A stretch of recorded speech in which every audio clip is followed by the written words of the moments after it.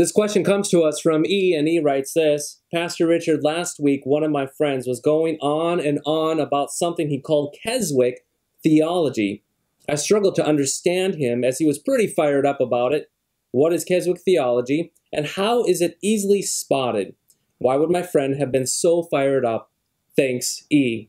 E, great question. When it comes to Keswick theology, it's very, very dangerous, and it's kind of sneaky, but here's the way to pick up on it.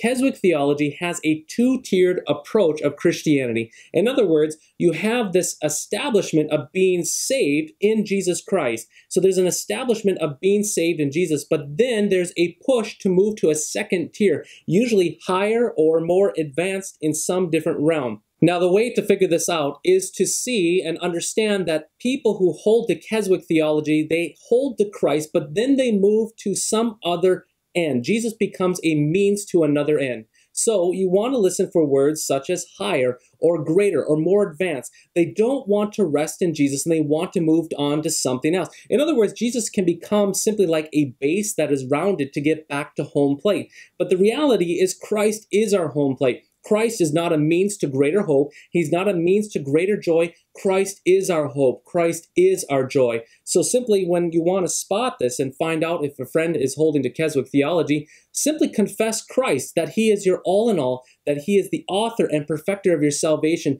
that you have hope and that you have assurance in him alone. If they try to push you beyond Jesus, well, then you know for sure that they are going the way of Keswick theology and also a false Christ.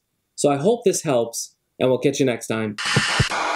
Hey Lightning Cut Watchers, if you want to learn more about the topic of this video, I'd like to encourage you to check out my new book from Concordia Publishing House titled, Will the Real Jesus Please Stand Up? 12 False Christs. It is a book focusing on the 12 false Christs created in this spiritual landscape of our North American context. There's a link below that you can look at. Please type that into your search engine and go to Concordia Publishing House to order this book, and also find all sorts of wonderful resources that are in conjunction with this book.